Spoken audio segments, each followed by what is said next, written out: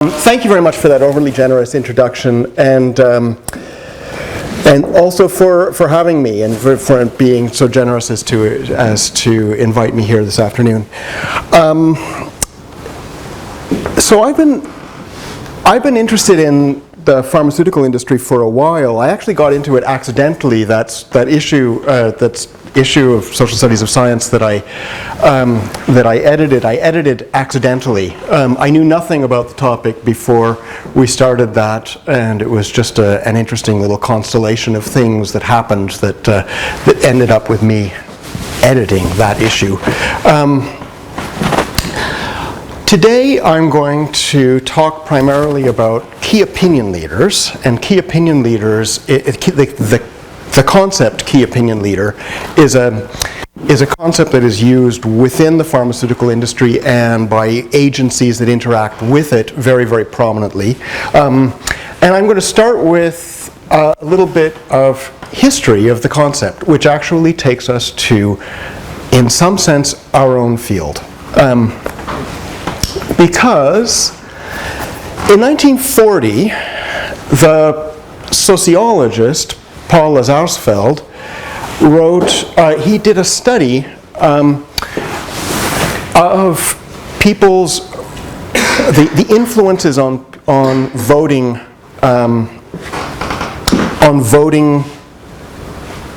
behavior, and it was a study that was funded by Time magazine and the Trevor Roper polling agency, and there was one other funder, I believe. And the idea was at the time that there was concern about who was influencing the voters. And Lazarsfeld was hired by these organizations who were concerned about the possibility that the mass media might be influencing voters, in some sense unduly influencing voters. So what Lazarsfeld did is he went to a small town in Massachusetts, and he and some students managed to interview fair number of voters, over 200 voters, 6 weeks before the presidential election of 1940. And then they went about their voting intentions and so on. And then they went back and they asked them 2 days after the election for whom they had voted, and if they had changed their votes, what influenced them to change it. And what Lazarsfeld argued on the basis of his data was that there were local opinion leaders who changed people's votes. It wasn't the mass media. By the way, the mass media of the day was, of course, radio, right? This was the big concern of the day. And Lazarsfeld, who had Viennese émigré, and he was kind of anti-Frankfurt school, so he argued that no, the radio might have some influence on people, but if it has some influence, it has influence on the opinion leaders, not on the voters directly. It's the barbers, it's the sisters-in-law, these are the people who are managing to change people's voting. And so, let's see, that study sparked a number of others. He ended up very shortly after that at Columbia University. There's a kind of a fun story, we could tell it at the reception, about how he and Robert Merton ended up at Columbia University at essentially the same time. They collaborated at least a little bit on the opinion leader concept. Lazarsfeld he created what was called the Bureau of Applied Social Research. It was actually an existing institute elsewhere, and he brought it to Columbia. And the Bureau of Applied Social Research was, in some sense, his baby. It was a wonderful little thing happening at Columbia, wonderful for at least some people.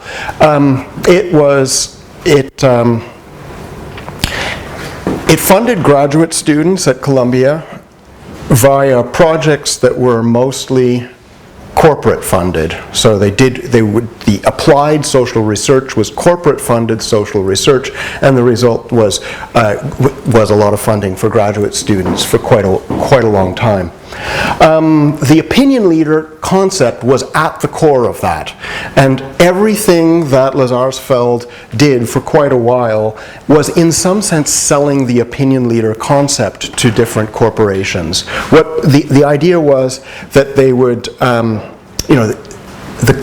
these companies would come and hire his group of students to do some study, and in some sense he would always be sending them back the opinion leader concept, saying, look, this is how you can better sell your products, is by paying attention to these locally influential characters. That became known as the two-step model of influence. Or a two-step model of communication, which before too long became the multi-step model, because of course it needed to be complicated with, as soon as you start doing empirical research, you realize it needs to be complicated from two-step to multiple steps. And by the 1950s, it was already occasionally the social contagion model of communication, which we can recognize now as viral marketing, right? But although that term is much, much more recent. And in some sense, one of the, you can tell, Robert Merton collaborating, he wasn't a constant collaborator, but an occasional collaborator. You can see that there is a kind of sociology of science angle here. This is communication studies. Lazarsfeld was one of the founders of communication studies. Communication studies meets sort of sociology of science. It was very popular in advertising. Advertising picked it up. In fact, here, this is an advertisement for the opinion leader model, and in an advertising journal. And then I'm going to skip to 1953. Elihu Katz, who has since become a reasonably well-known sociologist, was one of the researchers at the bureau, as it was normally called. And so writing much later, he says, there was a knock on the door just then, and it was 1953 he's talking about. It was the Pfizer Corp asking the Bureau of Applied Social Research to study the influence of its ads and publications on doctors' decision-making. And it was actually, this is another interesting sort of neat move on the Bureau, in case you're interested in sort of how to sell your own research. In fact, it was a recent PhD from Columbia who had gone to Pfizer as a junior marketing director, who then hired the bureau people back at Columbia to do the research. So it's, if you send the graduate students out to the company, then they can give you the contracts back. So Joseph Precker, who is also an interesting guy. I've spent some time in the archives at Columbia, and I just love all these characters now, as one does when one spends time in the archives. Katz continues. So he says, this is the standard bureau line. Well, we're not really interested in studying the influence of advertising anymore. What we're interested in is tracking the flow of ideas, of new ideas. So Katz then sold a larger study to Pfizer than Pfizer had originally wanted to buy. Pfizer wanted to know about the success of its advertising, very specific advertising.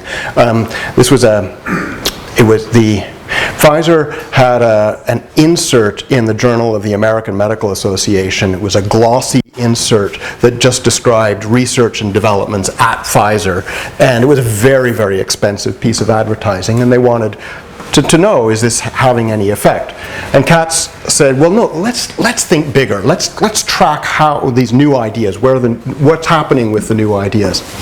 And so Katz did a repeat of Lazarsfeld's study. Katz and co-workers did a repeat of Lazarsfeld's presidential voting study, but on a much larger scale.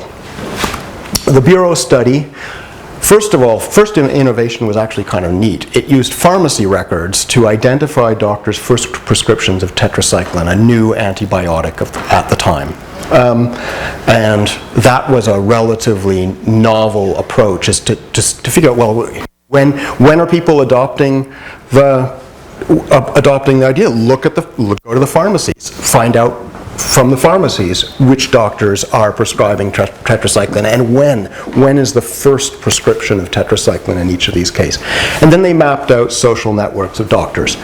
The result was all sorts of diagrams like this in the archives that became diagrams like this.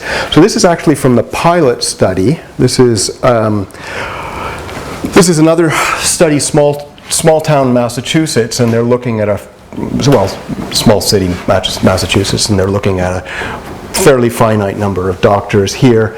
And the pilot study was incredibly successful. They found that half or more of the members of each clique who are ever to adopt the drug do so within a few days of each other. So if you map the social networks and you find cliques of doctors, then you find that they're prescribing the drug within a few days of each other within the clique. And moreover, no one except for 3 pioneers adopts the drug unless they have a direct connection with somebody who has adopted the drug before them. So there are 3 pioneers, and basically the 3 pioneers end up seeding all of these cliques, and then the cliques prescribe the drug. So that's the pilot study. The full study was much larger, much more complicated. The full study went to 4 medium-sized cities in Illinois and did the same kind of thing, but now we're looking at much more data. The data was in fact to some extent overwhelming to the Bureau. They did come out with conclusions, and the conclusions are summarized in a book that was not published for quite a few years later, until quite a few years later, called Medical Innovation. That was a 1966 book. There are a few papers published in the 1950s. I'll tell you more about those papers in a minute. But in the book, I'll skip to the book. They said they had sort of 4 big conclusions. Information is not enough. So the doctors are getting information from sales representatives, but they're not prescribing the drug just on the basis of visits from sales representatives. So information is not creating prescriptions, which is after all what the drug companies want. And then connected doctors tend to be early adopters, and then there was contagion from one doctor to another. And this, I guess 3 conclusions, sorry. This was all based on a set of curves. There are many curves published in the book and in some of the articles. This is an idealized version of the curve, also from the book, but it's an idealized version. Does not actually represent any real data. Right? But it's the difference between these 2 curves that provides the evidence for the social contagion model, essentially. This is what you would expect if the doctors were isolated, and this is what you in fact see. Right.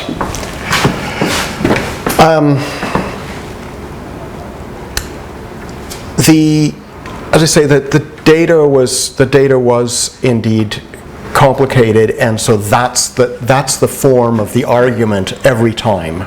For all sorts of different sub-questions, this is the form of the argument, is the difference between curves that look roughly like this.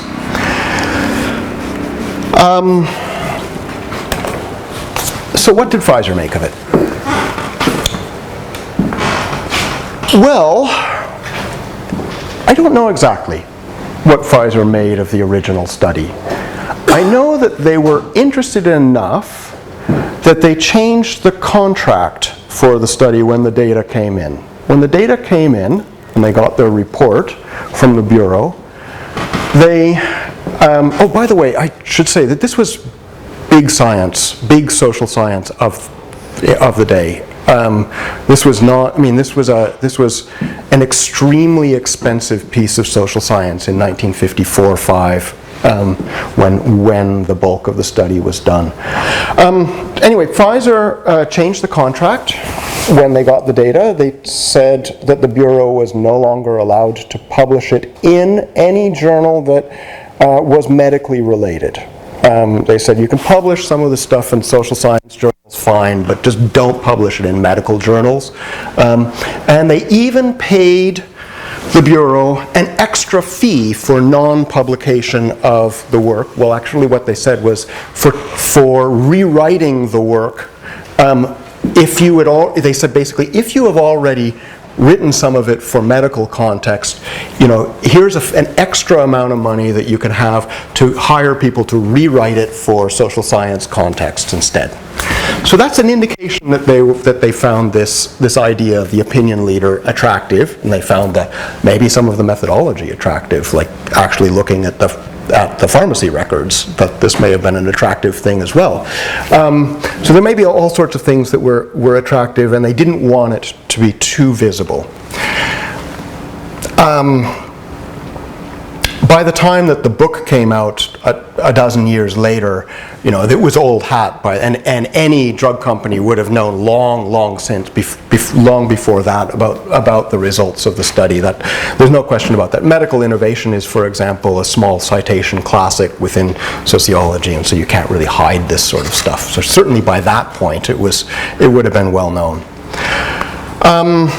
Well, okay. So as I say, I don't really know exactly what Pfizer made of the study, but I can skip forward, to the modern day Pfizer, or rather more to what the pharmaceutical industry does today. And the opinion leader concept is one of the important concepts used in marketing of drugs today. One of many, but it is certainly an important concept. So let me tell you a little bit about how pharmaceutical companies use the idea of key opinion leaders, or rather KOLs, because the industry, never to be sort of small, turned opinion leaders into key opinion leaders, and then it's almost always standardly abbreviated KOL. Sometimes it's thought leaders. There are a few other terms that show up, but usually it's just KOLs.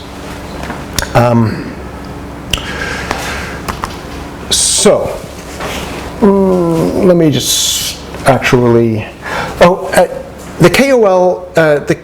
The KOL is important enough that about every few years somebody comes along and says, there's still room for growth in use of KOLs. So here we've got this watcher of the industry, business professor Smith, saying, an increase in 2009. He was still saying there's room for increasing. There's still value to be extracted from the KOL for growth in use of this idea. There are a number of firms that specialize in doing things like identifying and tracking KOLs, mapping their influence, planning their activities, and then whatever implementation solutions means. I think that's just corporate gobbledygook, right? So this is a company called O2I that does this sort of thing. There are many firms that do some aspects of this. This is sort of a fairly integrated version of it. In this, there are some. So this is Philip Topham is the principal in an agency called Lynx Pharma, and that's one of these firms that does that kind of KOL mapping and so on and so forth. And so we can see this. He defines KOLs in a publication. He says, highly respected medical experts within their domain, by which their thoughts and actions have a greater, bracket, asymmetric effect on their peers. Right? So this is the crucial thing, is that they have to have an asymmetric effect on their peers. And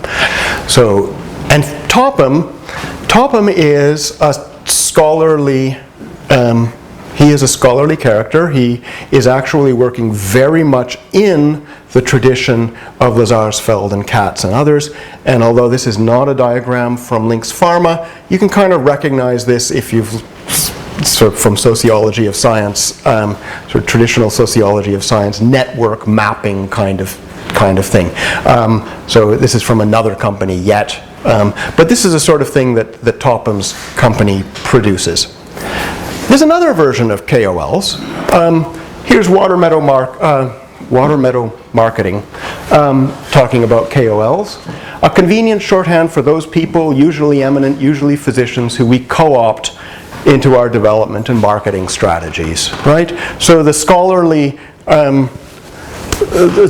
picture drops out at this point here. Now we've got the companies just interested in using the KOLs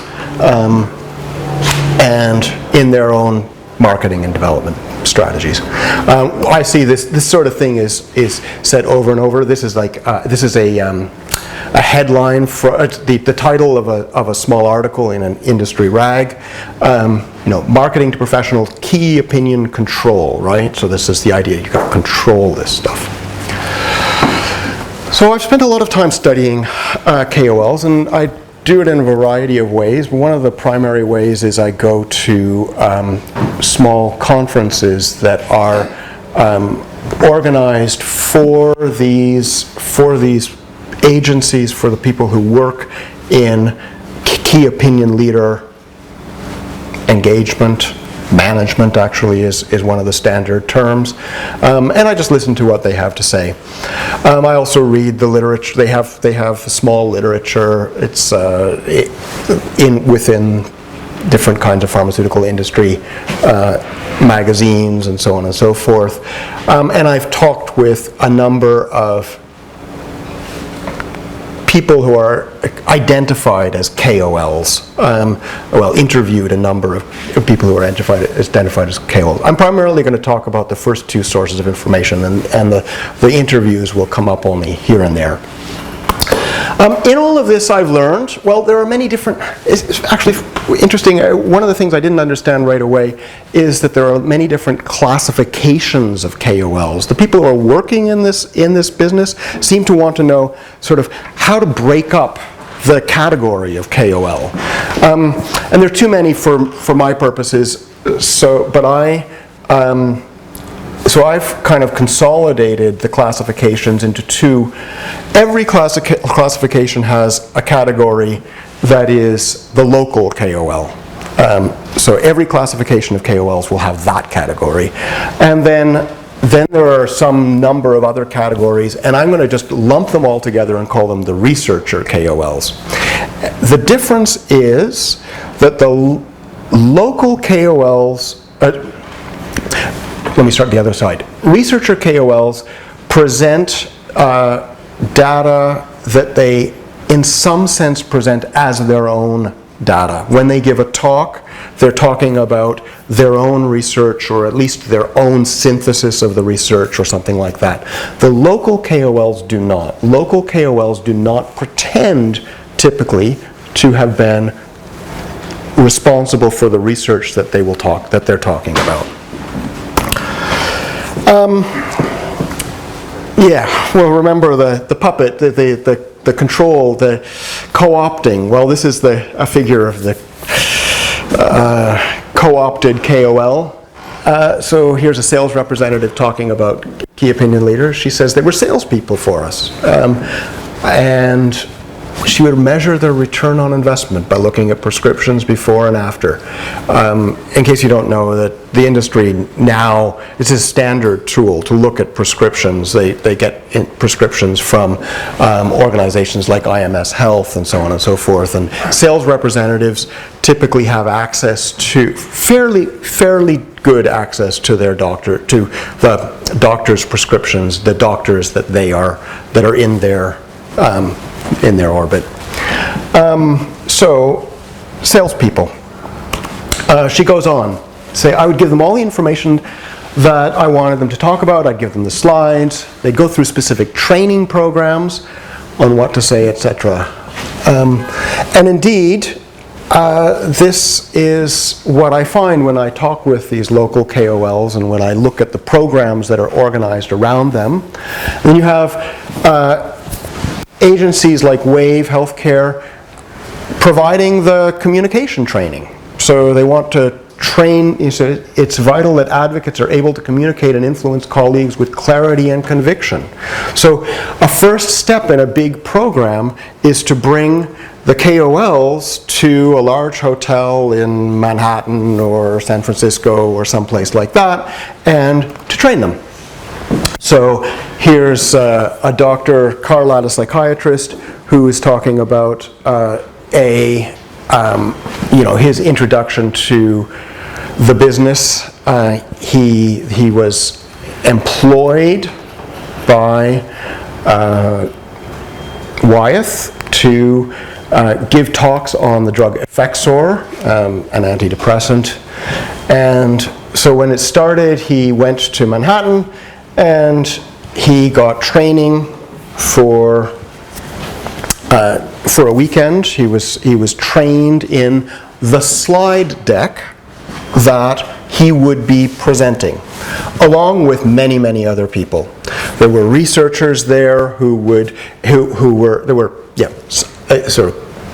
researchers there who would explain the data. There were communications professionals who would teach them how to translate the data for other doctors, and then eventually Carlat was sent out into the field to give this talk to groups of doctors. So the standard is like an after dinner talk, or perhaps a lunch hour talk in a clinic, in a large clinic. You might give the talk to 4, 5, 8 doctors if they're there, and so he'd be paid for these lunch and learn talks, etc.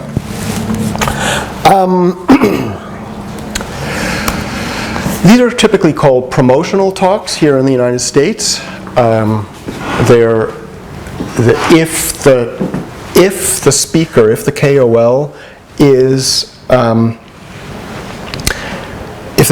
is presenting the company slides and explicitly presenting the company slides, then these are called promotional talks. And in that case, they're really not allowed to deviate from the script. They're given the script, they're given the slides, they're given the answers to all the questions that they're likely to get, etc., and they're not allowed to deviate. And there's a simple reason for that, because if they were to deviate from that script, the companies might be liable if they were to engage in off-label promotion, right? So the FDA essentially licenses marketing. The FDA licenses what drug companies can sell a drug for. Yes, there's an up and down, there's a thumbs up, thumbs down on the actual molecule, but what their core thing is they're actually licensing what it is that the companies can say about it. And so these KOLs, these local KOLs, are essentially company mouthpieces, and the companies could be liable if those mouthpieces go off and they say something that is not allowed, right? Or especially if they were to do so consistently and there were complaints, then it might look as if the company was actually encouraging these KOLs to do that, right? So here you have Dr. J interviewed, saying, you're at risk, of breaking procedure, and I mean arguably you're at risk of breaking the law if you don't follow the rules, right? So these local KOLs, they give a lot of talks. The people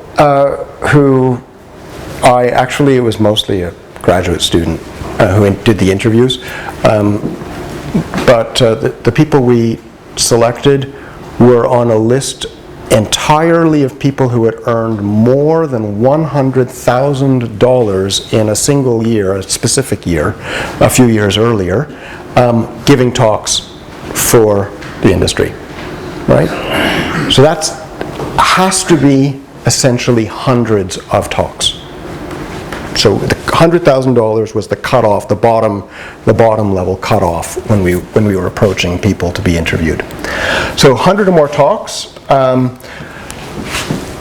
They don't have to work to get audiences. Sales representatives do all the work to make sure that they've got audiences. But sales representatives actually are the ones who are almost always hiring the KOLs. The sales representatives have their beat, and they identify an opportunity. They identify, a good time and a group of specialists or GPs for these talks to be given, and then they bring in the KOL. They actually go to the company and say, who do you have nearby who's giving a talk on Effexor or whatever is the drug in question. And then as a result, KOLs' careers are built. And in the interviews, it was quite clear that these KOLs saw themselves not just as earning money, but they were gaining prestige, they were gaining recognition for all of their talking. They're beating the pavement, doing all this talking. So there's a sense in which these are not straightforwardly opinion leaders in Lazarsfeld's sense, right? Because they're not pre-existing opinion leaders. These are not people who are already looked up to within the communities. These are people who are, as I said, given these audiences, right? They're given the soapbox on which to stand, and then they, in a sense, get listened to. They get some airtime. Let me turn to researcher KOLs. Here's Dr. P, university professor. When you're asked to be the thought leader, that's a bullseye exactly where academics live, right? They want to be thought leaders, he says. Let me tell you a little bit about Dr. T, because there's an interesting story that I'll come back to about Dr. T here. Dr. T was actually a speaker at the first KOL management conference that I went to. Dr. T was a speaker at the conference, and he was brought in as a representative KOL. So the idea is that you've got all these kind of medical science liaisons, managers, marketing people, and they're usually just talking with each other, and they say, well, let's bring in a representative KOL. And I actually learned afterwards that it's not that uncommon to have a representative KOL at these conferences. But anyway, Dr. T is at one of them. He's introduced as somebody who has authored more than 500 publications, and et cetera, et cetera. And so he arrived. He had an unfortunate accident on the morning of his talk, or the morning of that conference. As he explained, and I have no reason not to believe him, a cat he very much liked knocked his laptop off the kitchen counter, and he was laptopless. So he presented his disclosures in this form. This was a rehearsed move, this kind of presentation. In the past decade, I have been a consultant to the manufacturer of every compound that has been developed for the treatment of depression or the treatment of bipolar disorder, right? And some others too, right? So everyone. So that just clears the decks, right? So he's not. You know that he has received money from basically every large pharmaceutical company that there is. Okay. Dr. T, he's a thoughtful guy, actually. He says that he does recognize that who you spend time with, who you make money from, and so on and so forth, can influence what you believe. But he falls back on this spread yourself thin and you'll be okay, because you're not going to be committed to only one company, right? Now you're committed to all companies. Well, no, he wouldn't see it that way. You're neutral among all companies by being consultant to all of them, right? And this is a standard line that the KOLs take, the researcher KOLs take, that they standardly say, well, I wouldn't trust somebody who just was a consultant for one company, but somebody who is a consultant for many, they're just an important person, essentially. These researcher KOLs do a lot. So here's a list from a company called Insight Research that indicates the breadth of things that researcher KOLs might be expected to do. They can be engaged in, sort of help on the regulatory reviews. They can be speakers and authors, and they can efficiently manage tasks within the critical path of the product, right? So these researcher KOLs are sort of much broader than the local KOLs. The local KOLs are taking packaged talks to different places. The researcher KOLs, on the other hand, might be engaged in lots and lots of different parts of the marketing process, including regulatory parts. They're brought on board typically through advisory boards. And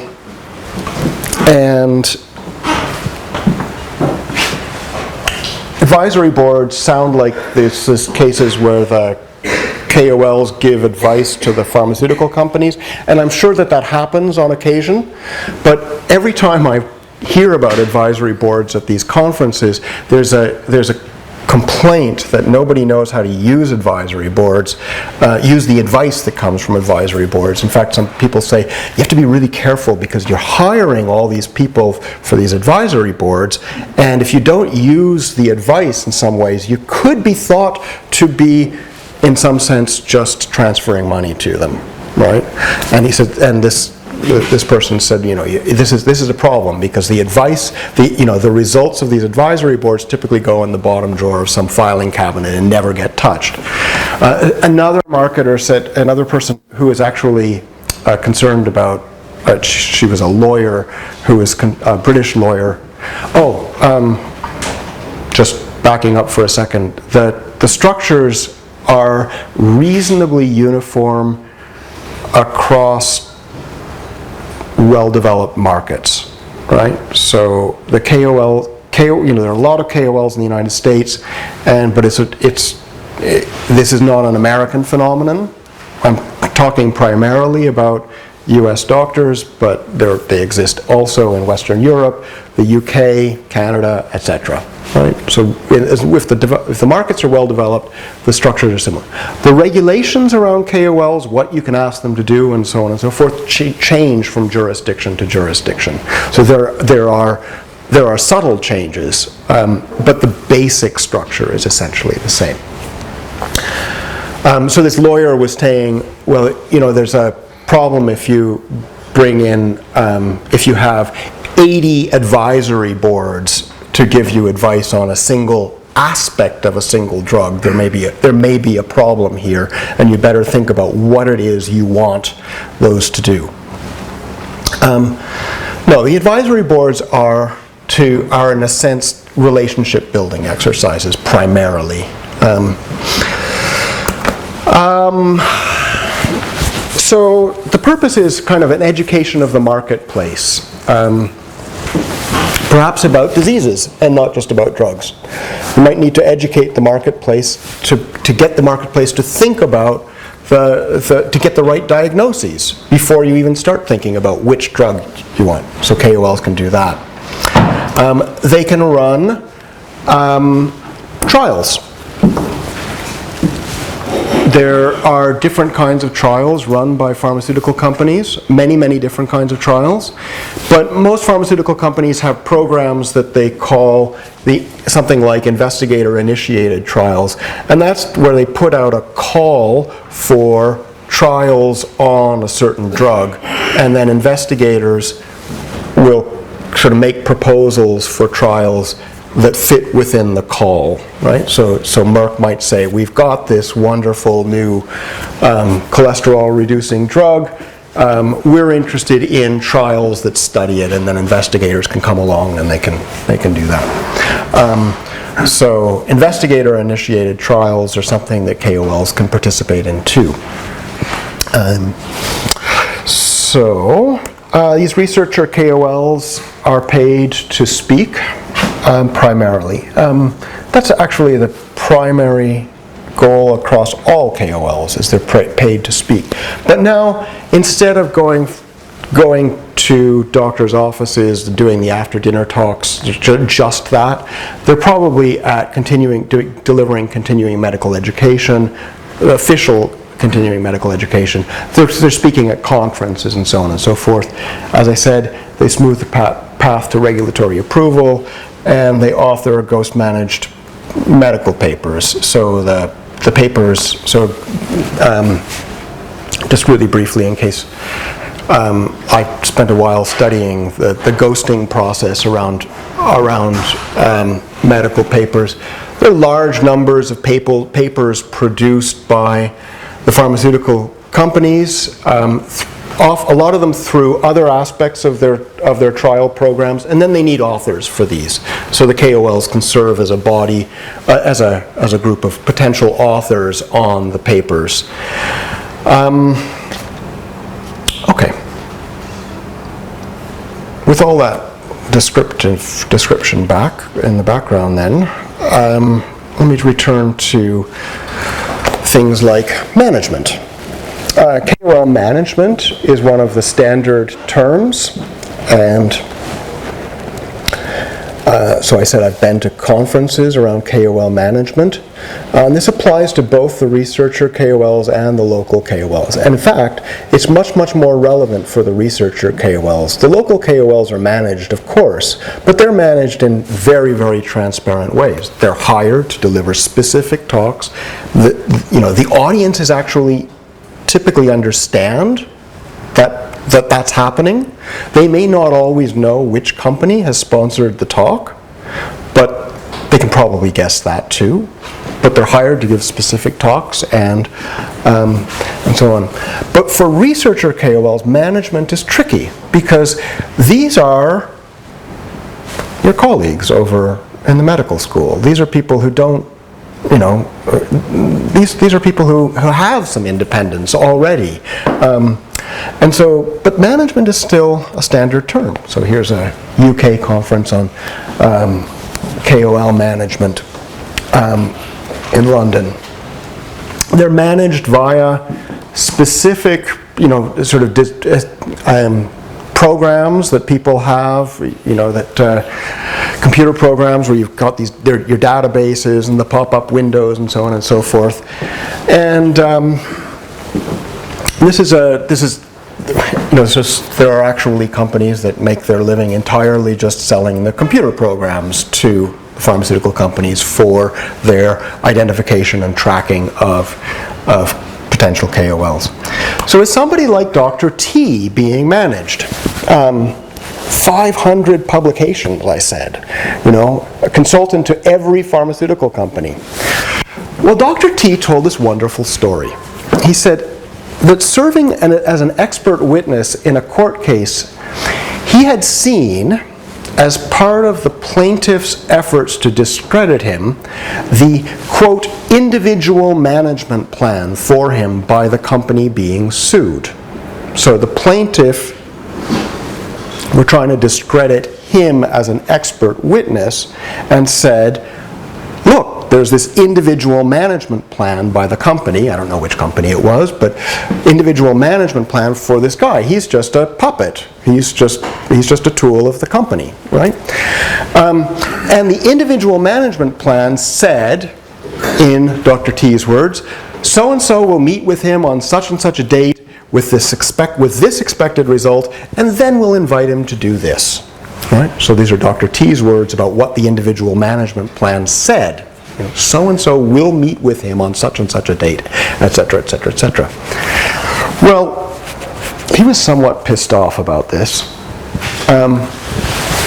He said, we're not naive, we on the physician side of this. We're not naive, but we don't like it if you just think that you can control us, and so this sort of language is problematic.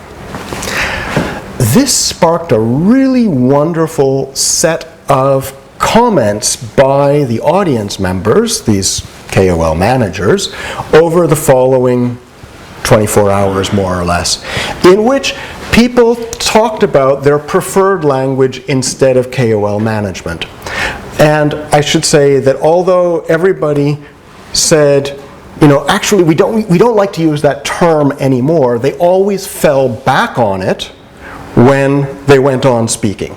So here are some of the examples of the terms. Opinion leader engagement, managing relationships with KOLs, managing experiences. They want to manage the experiences that the KOLs have rather than the KOLs themselves, building coalitions, and then we start getting building an armamentarium of external expertise. Sorry, I didn't have room for the external part there. External expertise. And then establishing activation networks for drugs. And I have this imagined idea that there's a button being pressed somewhere in the company, right? We press this button and the network pops into being, and it's the activation network for the drug. This was a sort of wonderful little exchange, and I think one could do a lot with it as everybody stood up to apologize for the previous term, but then ended up saying things like this. Right? Okay, well, these KOLs,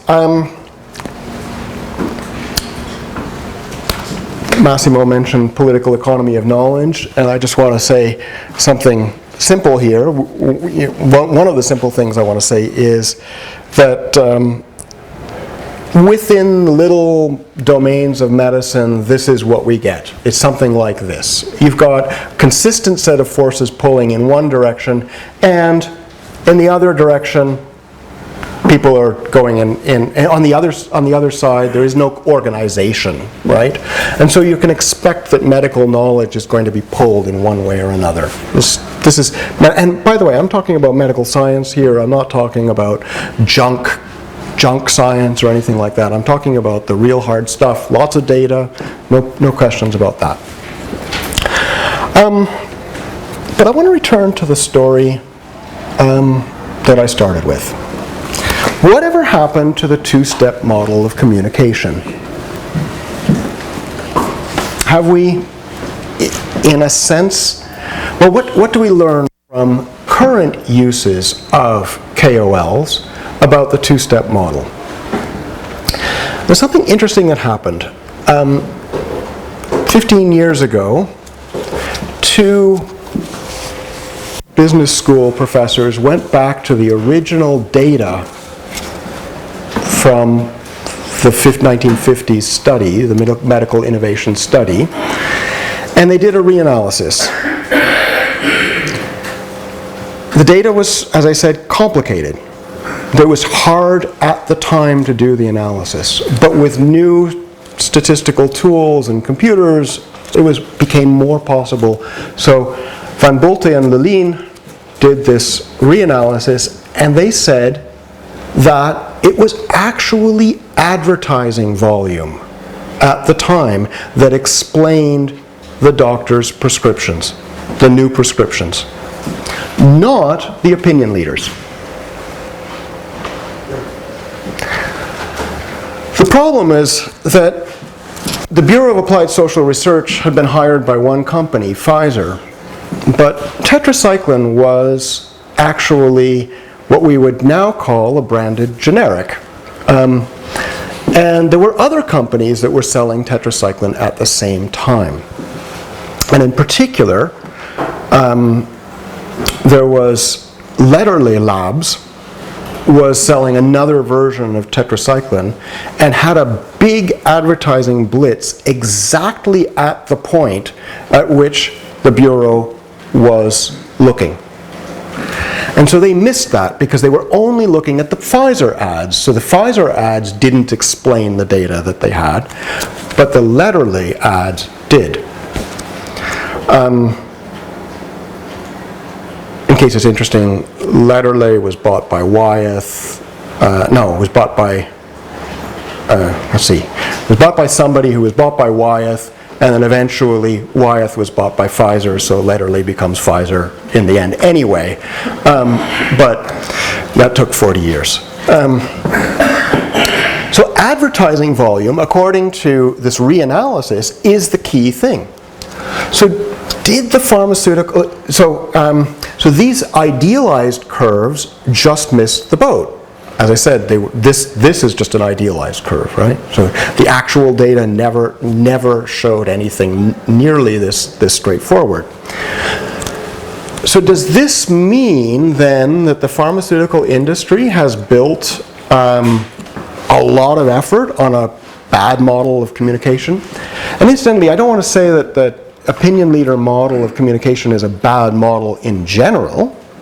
There were all these other studies. It was, it maybe was good at explaining people's opinions about movies. That was one of the things, or fashion. There were many, many different studies, and maybe the opinion leader concept works very, very well in lots and lots of domains.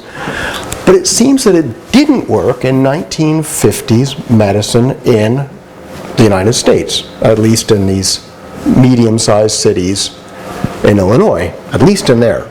It didn't work. The data doesn't support it at all.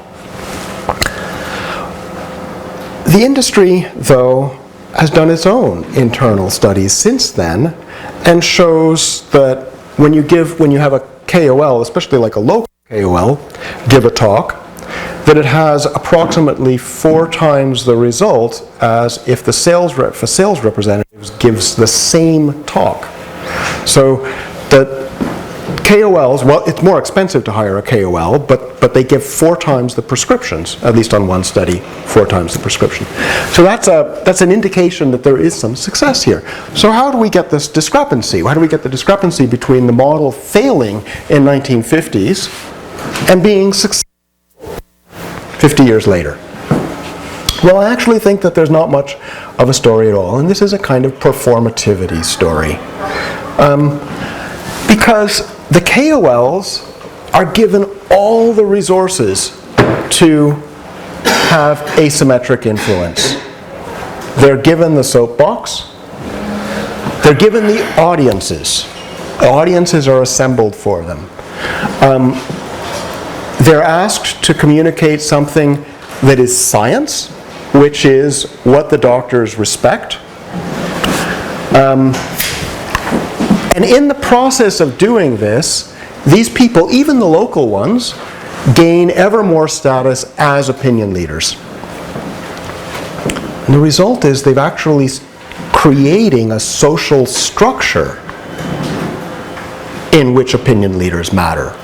If you put enough resources into this, and we are talking billions of dollars in the US alone, if you put enough resources, you can change the social structure. So even if this was not the social structure of 1950s medicine in America, it almost certainly is today. So no, the companies are probably banking not on a model that was good when it started, but on a model that had potential, on a model that they could make work, and they have made it work. They may not have known that that's what they were doing, but they have made it work. So back to the diagram we started at, now we have, instead of the mass media here at the top, we've got pharma and influencing all these opinion leaders. And what we've got is a kind of self-fulfilling prophecy. To go back to Robert Merton, who invented that language, we've got something that has come to be real. So in the process, the pharmaceutical company, I think, has choreographed this two-step model of communication quite well. I'll stop there. This talk received no support from any pharmaceutical company.